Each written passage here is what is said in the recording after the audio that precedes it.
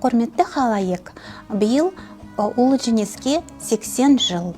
Бүгінге бейбіт өмір біздің болашағымыз үшін күрескен баталардың еңбегі. Бұл елдік пен бірліктен, батырлық пен намыстың символы. Бейбіт заманда берекесі тасыған елде өмір сүретінеме қуаныштымын. Мереке құтты болсын. Ардақты ағайын, 9 мамыр біз үшін жай күн емес. Бұл қайсарлықтың, табандылықтың, ел үшін құрбан болған рухтардың күні. Жеңістің 80 жылдығы ұлтын жады елдің мақтанышы. Қан майданда кеудесін оққа тосқан әрбір жанның ерлігі ешқашан ұмытылмайды.